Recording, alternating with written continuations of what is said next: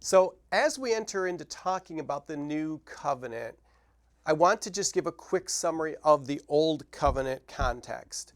The Old Covenant context is the nation of Israel. The Old Testament and the Old Covenant were focused on a political, physical nation as God's people, and they had rules and regulations to govern it. All of these were mandatory, and for the most part, if people did them, regardless of how they felt, they were blessed for their obedience. Once again, the purpose of the Old Covenant was to show forth God's character and values and to prepare his people for the coming of Jesus as the Messiah. As we enter now into the New Covenant, the context changes. The context of the New Covenant is no longer a physical national people. It is now the church. The church is made up of everyone who puts their faith in Christ.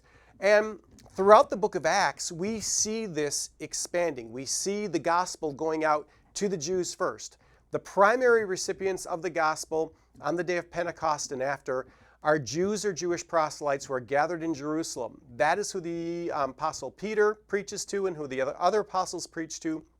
And the first several thousand converts are for the most part Jewish people. But it isn't long before we see the word going out. And we see the gospel going out equally to Gentiles, people who are not a part of the physical nation of Israel. And this causes issues because the question that gets raised is, wait, these Gentiles have not been under our old covenant. They're not circumcised. They're not following our dietary laws. They don't know about our Sabbaths. They're not practicing our feasts and festivals. What in the world are we supposed to do? And the Apostle Paul is addressing people who wanted to bring even the Gentiles under the old covenant Jewish law. And he's adamant about the fact that this is not to take place. So Jesus now ushers in a new covenant and a new kingdom, and he is the fulfillment of everything the Old Testament pointed to and everything the Old Covenant pointed to. Why is this so important? Well, because Jesus changes everything about our connection with God and our relationship with him. And so in our next segment, we're going to look at the contrasts of the new covenant with the old covenant and the huge difference that Jesus makes in who we are before God and how we're to relate to him. As we look at the new covenant and the key components of the new covenant, we're going to see that the list is pretty much parallel. In other words, we don't have a different God. We have the same God with the same nature, wanting the same purpose, and still wanting a relationship with his people. What we see, though, is what has been provided through Jesus in the new covenant. So let's go back through our list. Let's talk sacrifices. In the old covenant, we have a whole series of sacrifices to be performed. In the new covenant, we have one sacrifice. Jesus is the final sacrifice for sin. Jesus provides atonement. And the book of Hebrews says multiple times that Jesus is our high priest. He's our final atoning sacrifices. The blood of bulls and goats could never atone for sin.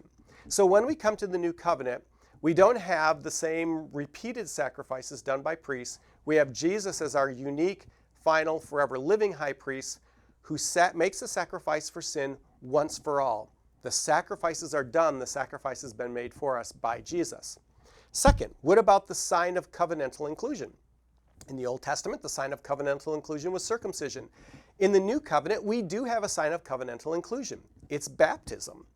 And so everyone who puts their faith in Christ, because this is an inner transformation that takes place, we're made new creations, we are washed by the Word, we're washed in the blood, we're made new creatures in Christ. This is an internal thing that happens within our spirits. So the outward sign of the internal change was baptism in water. And this now becomes the sign of covenantal inclusion. Now there were those who wanted to say, well, what about circumcision? And Paul says, no, you don't get it. In this new covenant of the Spirit, it's about what's inside. So what needs to be circumcised is your hearts. Your hearts are what need to be changed, and this is the change that Christ brings about. So circumcision is no longer necessary for inclusion in the covenant, and baptism becomes a sign of the new covenant. And I want to say here, because this new covenant is a covenant of grace, where everything that needs to be done for us is not done by us, it's done by Jesus for us, and we get credit for it. Baptism is not necessary for salvation. Now, it is a commandment, and the New Testament doesn't know any unbaptized believers, unless it's like the thief on the cross, who dies placing his faith in Jesus, is promised paradise, and is promised to be with Jesus, who doesn't get baptized. It's very important that we don't put in place any law or work that somehow we contribute or add to our own salvation. But in the new covenant, there is this physical sign of inclusion, of association with the new covenant and with Jesus. And we're baptized into his death, his burial, and his resurrection. So this is a very important part, and this is a significant part of the new covenant. But the sign of the covenantal inclusion also changes. Third, what about worship? Remember, in the old covenant, worship was primarily through the feasts and the festivals. Now worship in the new covenant and in the New Testament takes place as groups of believers focus on who? On Jesus. They worship Jesus, they hear about his life, they gather in his name, they break bread, and so we have the second ordinance given into the church. The first ordinance given to the church is baptism. The second ordinance is communion. And Jesus says, do this in remembrance of me. Break bread, drink wine. The bread is the sign of the new covenant in my body, which is broken for you. The wine is the sign of my blood, which was shed for you.